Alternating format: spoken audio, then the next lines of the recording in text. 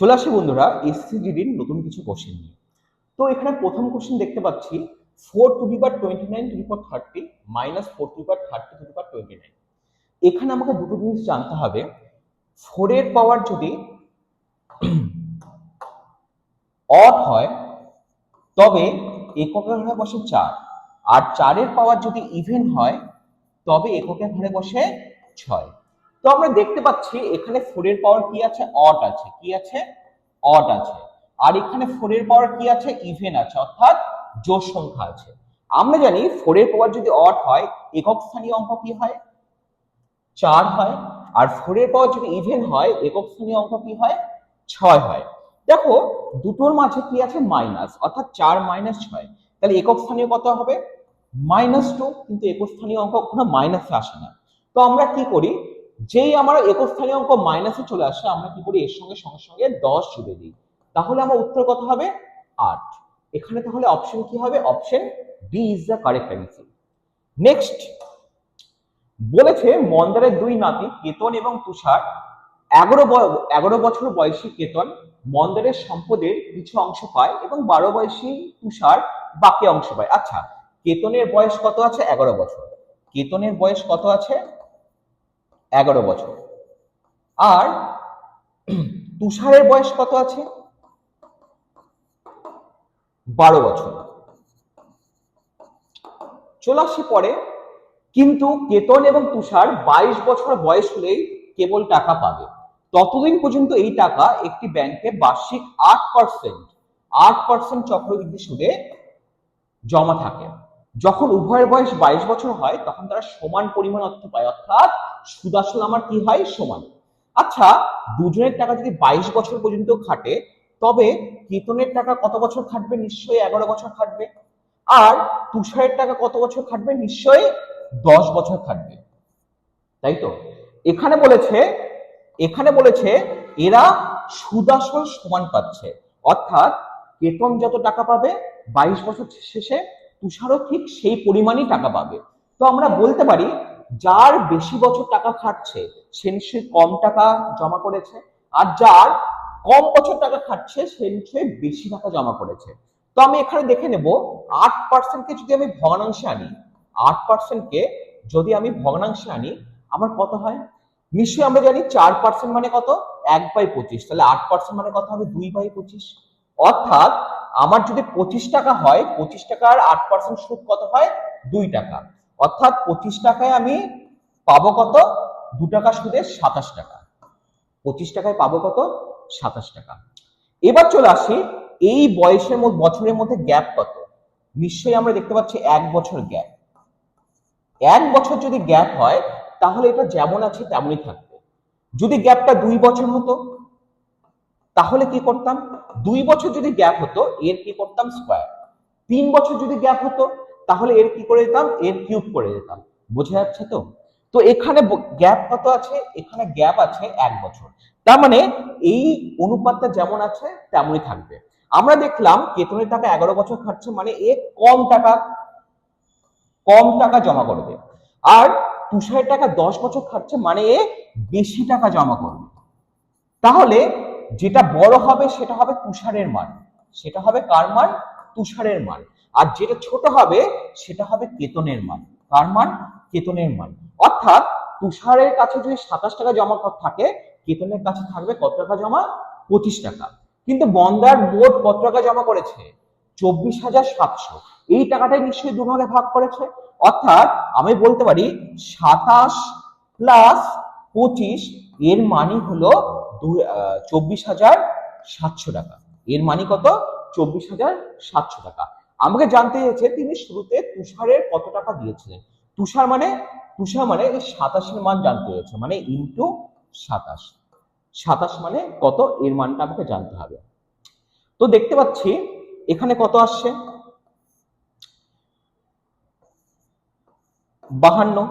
আর উপরে কত আছে, 24700 ইন্টু 27। তো চলে আসি 13 দিয়ে যদি কাটি 4 তেরং 52। এখানে যদি 13 দিয়ে কাটি, 13 একে 13, 11, 117, 9 তেরং 117, 1900। কত হচ্ছে 1900। আচ্ছা 4 দিয়ে এটাও কাটাকাটি যাচ্ছে, 4 দিয়ে কাটলে কত হবে, 4 4 16, 3 30, 4 7 28, 29 30 5। তাহলে আমার উত্তর কত হচ্ছে, 5 7 35 5, হাতে হলো 3, 7 7 49, 5 2 10, 59, 60 61 62, 2 লাস্টে 25 আসবে, হাতে হলো 6, 4 7 28, 7 2 14, 14 আর 28 কত হচ্ছে 38, 42, 42 6 8, লাস্টে হবে 825, মানে অপশন সি আমার কারেক্ট, 12825, অর্থাৎ অপশন সি আমার কারেক্ট অ্যান্সার। চলে আসি নেক্সট কোশ্চেন। বলেছে পেট্রোলের দাম 85% বৃদ্ধি পাওয়ায় এর ব্যবহার কত শতাংশ কমাতে হবে যাতে এর উপর ব্যয় কেবল 48% বৃদ্ধি পায়।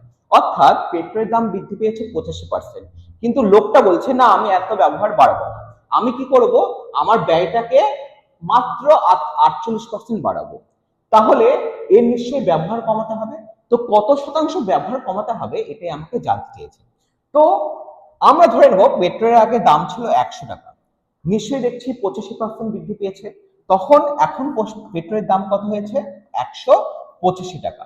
কিন্তু এই লোকটা কি করেছে, এ করেছে যে এ তার ব্যয় কেবলমাত্র 48% বাড়িয়েছে, অর্থাৎ আগে যদি ব্যয় করতো 100 টাকা, এখন ব্যয় করছে কত, 148 টাকা। তাই নিশ্চয়ই একে ব্যবহার কমাতে হবে, কতটা কমাতে হবে, নিশ্চয়ই 185 থেকে 148 বিয়োগ করলে সেটা আমি পেয়ে যাব। তাহলে কত হবে, 37 টাকা। কত ব্যবহার কমাতে হবে, 37 টাকা। এই যে এটা কমাচ্ছে, কার থেকে কমাচ্ছে, নিশ্চয়ই 125 থেকে কমাচ্ছে, তাহলে নিচে কত লিখবো, 185, আর শতকরার জন্য কত করব, ইনটু 100। তো আমরা দেখছি 37-এর 5 গুণ কত হয়, 185, আর আমরা জানি 1/5 মানে 20%, তাহলে এর উত্তর কত হবে, 20%। এর উত্তর কত হবে, 20%। তো option C is the correct answer. তো চলে আসে বন্ধুরা নেক্সট কোশ্চেনে। বলেছে 15, 25, 40 এবং 75 দ্বারা সম্পূর্ণরূপে বিভাজ্য 4 অঙ্কের বৃহত্তম সংখ্যা নির্ণয় করুন। তো এটা করতে গেলে আমাকে কি করতে হবে, এই সবগুলোর লসাগু করতে হবে, এই সবগুলোর কি করতে হবে, লসাগু করতে হবে। সেই লসাগুকে 4 অঙ্কের বৃহত্তম সংখ্যা কোনটি, 9 9 9 9, এটাকে সেই লসাগু দ্বারা ভাগ করতে হবে, যেটা ভাগ শেষ বেরোবে, যেটা ভাগ শেষ বেরোবে সেটাকে এই সংখ্যা থেকে বিয়োগ করে তবেই আমার উত্তরটা পাবো। কিন্তু পরীক্ষা হলে 15 মিনিটে আমার টাইম থাকবে, এত কিছু কি করা সম্ভব না। তো আমরা এটা শর্টকাটে কি করে করব, নিশ্চয়ই দেখতে পাচ্ছ এখানে সব অপশনগুলো দেওয়া আছে, এই সংখ্যাগুলো নিশ্চয়ই 15, 25, 40 আর 75 দ্বারা বিভাজ্য হবে। তো এখানে আমরা বিভাজ্যতার নিয়ম অ্যাপ্লাই করব। আমরা দেখছি 40 দ্বারা বিভাজিত আছে, মানে 4 আর 10 দ্বারা বিভাজিত আছে, যেই সংখ্যা 10 দ্বারা বিভাজিত হবে তার শেষে সবসময় কি হবে, 0 হবে, অর্থাৎ বি নাম্বার অপশন আর সি নাম্বার অপশন আগেই বাদ, কারণ এর একক স্থানীয় অঙ্ক কিন্তু 0 নেই। এবার দেখতে পাচ্ছি এখানে কি দ্বারা বিভাজিত আছে, 25 দ্বারা বিভাজিত আছে। 25 দ্বারা বিভাজিত মানে কি, 5 দ্বারা বিভাজিত হলে কি শেষ সংখ্যাটা হয় 0 হয় অথবা 5 হয়, অর্থাৎ শেষ যে সংখ্যা থাকে একক স্থানীয় অঙ্ক সেটা 5 দ্বারা বিভাজিত হতে হবে। 25 দ্বারা বিভাজিত নিয়ম কি, 25 দ্বারা বিভাজিত নিয়ম কি, শেষ যে দুটো সংখ্যা থাকবে সেটা 25 দ্বারা বিভাজিত হতে লাগবে। আচ্ছা আমাকে বলো তো 60 কি 25 দ্বারা বিভাজিত, নিশ্চয়ই না, তাহলে এই অপশনটাও আমার হবে না। তাহলে একমাত্র কোন অপশনটা হবে, option A, A is the correct answer. চলে আসো বন্ধুরা নেক্সট কোশ্চেনে। বলেছে একজন অসাধু দোকানদার তার পণ্য ক্রয় মূল্যে বিক্রি করার প্রতিশ্রুতি দেয়। বলেছে আমার পণ্যের ক্রয় মূল্য যেটা, আমি সেই ক্রয় মূল্যেই আমার পণ্য বিক্রি করব, কিন্তু সে কি করেছে, সে এমন একটি ওজন ব্যবহার করে যার প্রকৃত ওজন তার গায়ে লেখা ওজনের চেয়ে 46% কম।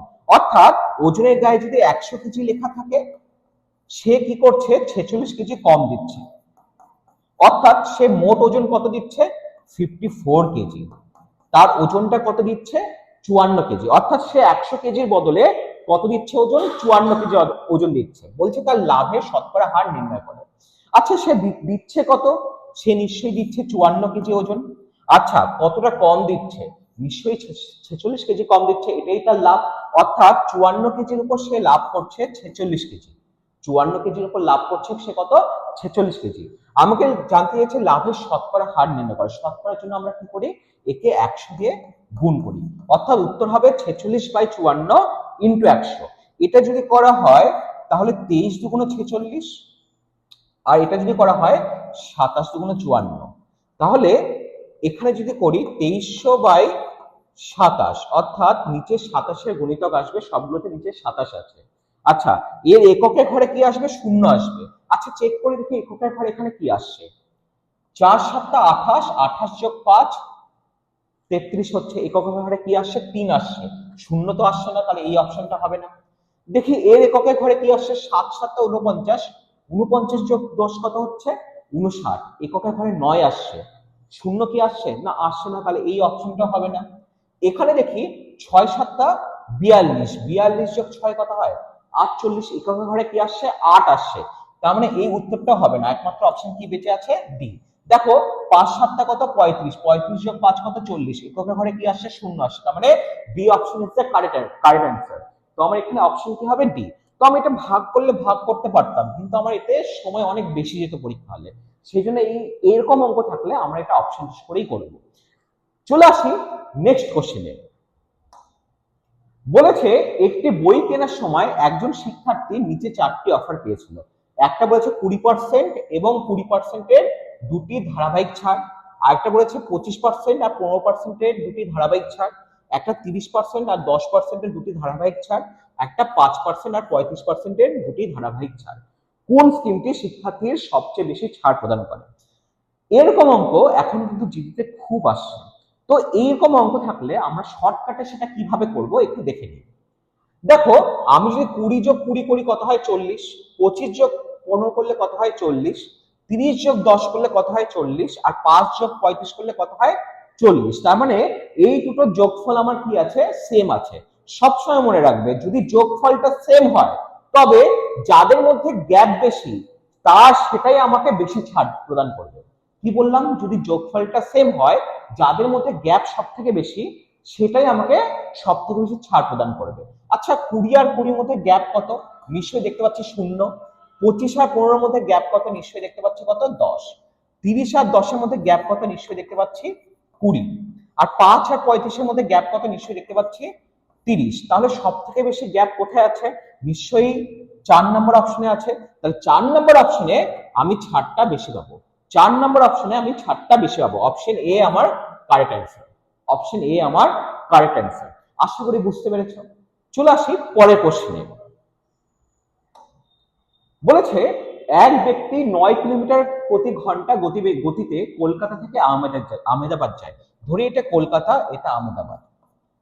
কলকাতা থেকে আহমেদাবাদ যাচ্ছে সে 9 কিলোমিটার প্রতি ঘন্টা বেগে। 9 কিলোমিটার প্রতি ঘন্টা বেগে বলেছে, এবং একই পথে 18 কিলোমিটার প্রতি ঘন্টা গতিতে কলকাতায় ফিরে আসেন। মানে একই পথে, মানে এই পথে ফিরে আসছে কত? 18 কিলোমিটার প্রতি ঘন্টা গতিবেগে। সম্পূর্ণ যাত্রায় তার গড় গতি কত? তো আমরা এটা সব সময় মনে রাখবো, যদি আমার দূরত্বটা স্থির থাকে, দূরত্বটা কি থাকে? স্থির থাকে। অর্থাৎ যাচ্ছি যতটা দূরত্ব, ফিরছিও ততটা দূরত্ব। এখানে তাই কি আছে? হ্যাঁ আছে। তার মানে এখানে দূরত্বটা কি আছে? স্থির আছে। দূরত্ব যদি স্থির থাকে তাহলে আমরা জানি গতিবেগ, গড় গতিবেগে আমার সূত্র কি হয়? মনে করো এখানে আমার দূরত্বটা আছে ডি, আমি যাচ্ছি x কিলোমিটার বেগে আর ফিরছি y কিলোমিটার প্রতি ঘন্টা বেগে। তাহলে এর ক্ষেত্রে আমার গড় গতিবেগের সূত্র কি হবে? গড় গতিবেগের সূত্র হবে 2 × x × y by x plus y। তাহলে এখানেও দেখো, এখানেও দূরত্বটা সেম আছে। যাচ্ছি 9 কিলোমিটার প্রতি ঘন্টা বেগে, ফিরছি 18 কিলোমিটার প্রতি ঘন্টা বেগে। তাহলে এখানে গড় গতিবেগ কি হবে? 2 × 9 × 18 বাই 9 প্লাস 18, অর্থাৎ 2 × 9 × 18 বাই 27। তাহলে 9 দিয়ে কাটলে এটা কত হবে? 3। আর 3 দিয়ে কাটলে এটা কত হবে? 6। অর্থাৎ 6 দুগুণে কত? 12 কিলোমিটার প্রতি ঘন্টা হয়ে যাবে আমার গড় গতিবেগ। Option B is the correct answer. আশা করি বুঝতে পেরেছো। চলে আসি নেক্সট কোশ্চেনে। বলেছে বিপুল 5,400 টাকা এবং বিজয় 9,400 টাকা বার্ষিক একই সরল সুদের হাতে বিনিয়োগ করে। আচ্ছা, এটা একটু ভুল আছে। কি বলেছে? বিপুল 5,400 টাকা এবং বিজয় 9,400 টাকা বার্ষিক একই সরল সুদের হারে বিনিয়োগ করে। ঠিক আছে, যদি 5 বছর শেষে বিজয় বিপুলের চেয়ে 840 টাকা বেশি পায়, বেশি সুদ পায়, তবে বার্ষিক সুদের হার নির্ণয় করো। আচ্ছা, আমাকে বলো তো, দুটোর সুদের হার কি সমান? তাহলে এই 840 টাকা সুদ বেশি কেন পাচ্ছে? নিশ্চয়ই বিপুলের থেকে বিজয় বেশি টাকা ইনভেস্ট করেছে, বিপুলের থেকে বিজয় বেশি টাকা নিয়োগ করেছে, সেই জন্য সে 840 টাকা বেশি পাচ্ছে। কত বেশি টাকা নিয়োগ করেছে? নিশ্চয়ই আমরা দেখতে পাচ্ছি 9,400 বিয়োগ 5,400, অর্থাৎ কত? 4,000 টাকা বেশি বিনিয়োগ করেছে। কত? 4,000 টাকা বেশি বিনিয়োগ করেছে। তার মানে সে 4,000 টাকার উপর যে সুদটা পাবে সেই সুদটাই নিশ্চয়ই বেশি পাবে। তো 4,000 টাকার উপর 5 বছরে সে কত সুদ পাচ্ছে? 840 টাকা। আচ্ছা, 5 বছরে যদি 840 টাকা সুদ পায়, তবে এক বছরে কত সুদ পাবে? নিশ্চয়ই 168 টাকা সুদ পাবে এক বছরে। তার মানে 4,000 টাকার উপর তার এক বছর সুদ কত পাচ্ছে? 168 টাকা। আচ্ছা, সুদের হার যদি বের করতে হয় আমাকে, তাহলে কত দিয়ে গুণ করতে হবে? নিশ্চয়ই 100 দিয়ে গুণ করতে হবে। তাহলে সুদের হার আমার এখানে কত আসছে?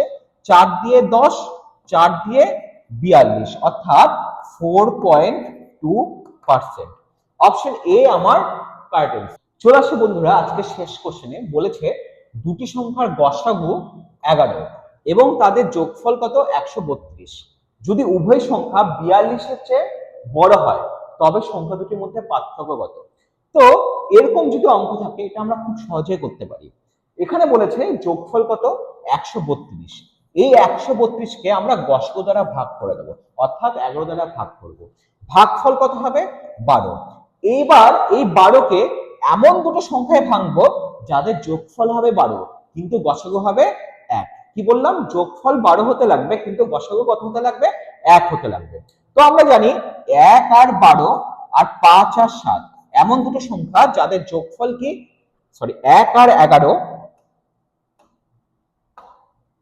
আর 5 আর 7 এমন দুটো সংখ্যা যাদের যোগফল কি 12 কিন্তু গসাগু কি হবে? 1 হবে। তো আমি এবার যদি সংখ্যা দুটো জানতে চাই, তাহলে কি করব? এই যে গসাগু দিয়েছে, এই গসাগু দিয়ে দুটোকে গুণ করে দেব। এই গসাগু দিয়ে দুটোকে গুণ করে দেব। আমি দেখবো এখানে 11 কে কত আসছে? 11, আর 11 11 কত আসছে? 121। মানে একটা সংখ্যা 11 হলে অপর সংখ্যা কত হবে? 121। কিন্তু আমাকে এখানে একটা শর্ত দিয়েছে। কি শর্ত? যে উভয় সংখ্যা 42-এর চেয়ে বড় হতে হবে। উভয় সংখ্যা 42-এর থেকে কি হতে হবে? বড় হতে লাগবে। কিন্তু আমি দেখছি এই সংখ্যাটা আমার কি হচ্ছে? 11 হচ্ছে। তাহলে নিশ্চয়ই এই কম্বিনেশনটা আমার হবে না।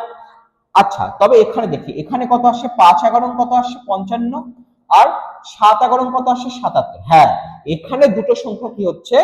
42-এর চেয়ে আমার বড় আসছে। এখন আমাকে জানতে চেয়েছে তবে দুটি সংখ্যার মধ্যে পার্থক্য কত। তো 55 আর 77-এর মধ্যে পার্থক্য কত? নিশ্চয়ই 22। তবে এখানে আমার হবে 22 ইজ দা কারেক্ট অ্যান্সার। তো আমরা এটা কিভাবে করলাম? তো চলে আসি, এটা তো আমরা শর্ট প্রসেসে করে ফেললাম, কিন্তু এর পিছনে নিয়মটা কি? ধরে নেব যে এখানে দুটো সংখ্যার অনুপাত a:b দেওয়া আছে। কত দেওয়া আছে? a:b দেওয়া আছে। আর গসাগু কত দেওয়া আছে? গসাগু দেওয়া আছে 11। তাহলে আমাকে যদি দুটো সংখ্যা জানতে চাই, তাহলে দুটো সংখ্যা কি হবে? নিশ্চয়ই 11a আর 11b হবে। আর যেহেতু এই দুটো অনুপাত, এই দুটোর মধ্যে গসাগু কত হতে লাগবে? 1 হতে লাগবে। অর্থাৎ a আর b এর মধ্যে গসাগু কত হতে লাগবে? 1 হতে লাগবে। এবার বলেছে এই দুটো সংখ্যার যোগফল দিয়ে দিয়েছে 132। আমি দেখতে পাচ্ছি এই দুটো থেকে আমি কত কমন যাচ্ছে? নিশ্চয়ই 11 কমন যাচ্ছে। আমি যদি 11 কমন নিয়ে নিই, আমার পড়ে কি থাকবে? a plus b is equal to 132। এখানে 11টা গুণ আকারে আছে, এই দিকে গেলে কি হবে? ভাগ হয়ে যাবে। তাহলে a প্লাস b এর মান কত হবে?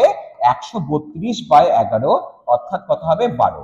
এই জন্য বললাম 12কে এমন দুটো সংখ্যায় ভাঙবো যাদের গসাগু কত হবে? 1 হবে আর যোগফল কত হবে? 12 হবে। কারণ আমি জানি a আর b অনুপাতে আছে, তার মানে এদের মধ্যে গসাগু কত হবে? 1 হবে। তো এরপর আমরা এটা করতে পারবো। তো এইভাবে আমরা এটা শর্টকাটে করব। তো এরকম শর্ট ট্রিক্স জানতে হলে আমাদের সঙ্গে যুক্ত হয়ে যাও। Thank you.